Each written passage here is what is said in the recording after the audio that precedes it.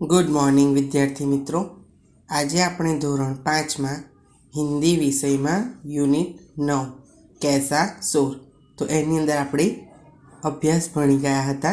સ્વાધ્યાયમાં પ્રશ્નોના જવાબ અને શબ્દ પરથી વાક્ય બનાવવાના હતા, એ પણ આપણે ભણી ગયા હતા। હવે આપણે પ્રશ્ન 3 જોઈશું। ચિત્ર કે આધાર પર લેખન કીજીએ। તો આ ચિત્ર જોઈને તેના આધારે લખવાનું છે, ફકરો લખવાનો છે।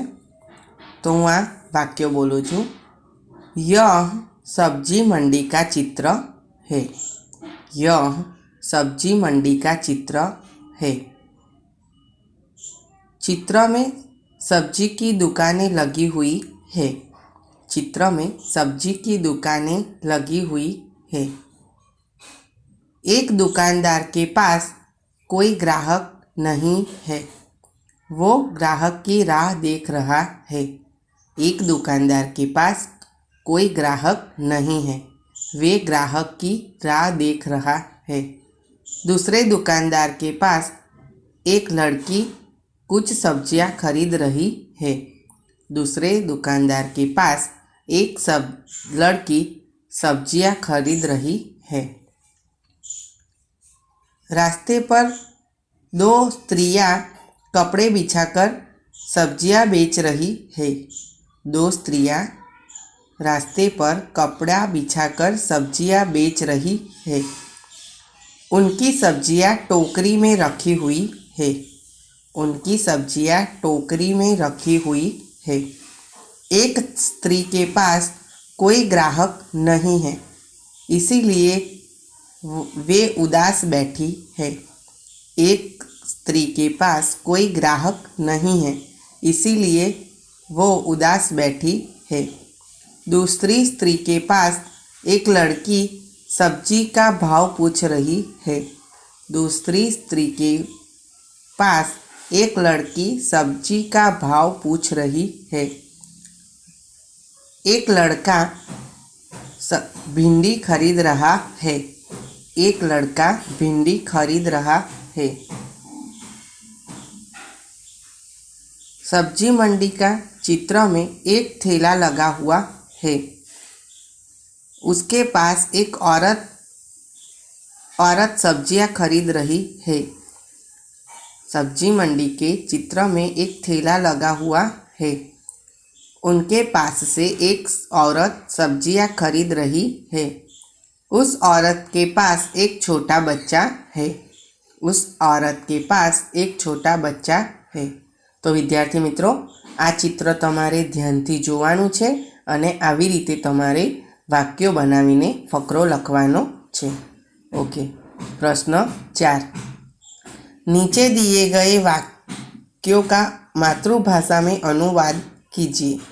नीचे दिए गए वाक्यों का मातृभाषा में अनुवाद कीजिए। पहलू वाक्य, सभी सब्जियां मेरे बिना अधूरी है। सभी सब्जियां मेरे बिना अधूरी है। तो आनु मातृभाषा में अनुवाद करीशुं। बधी ज शाकभाजी मारा वगर अधूरी छे।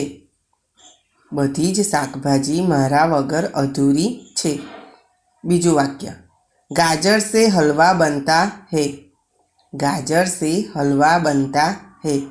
गाजर थी हलवो बने छे। गाजर थी हलवो बने छे। त्रीजू वाक्य, मसाले रसोई में स्वाद और सुगंध प्रदान करते हैं।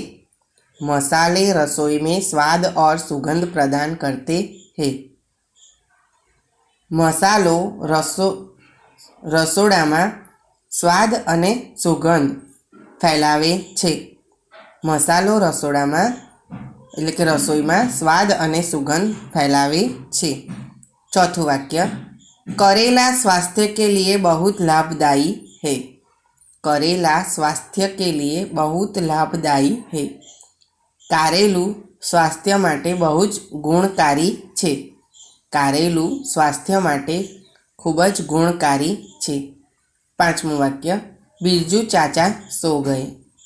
बिरजू चाचा सो गए। तो बिरजू काका सूई गया। बिरजू काका सूई गया। हवे पांचमो प्रश्न है, देखिए पता कीजिए और लिखिए। अभी जुओ बे प्रश्न आपेला छे।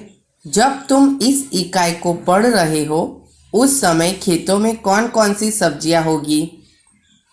तमे आ ज्यारे पाठ वाँच्यो तो त्यारे खेतरमां कई कई शाकभाजी हती ए लखवानी छे।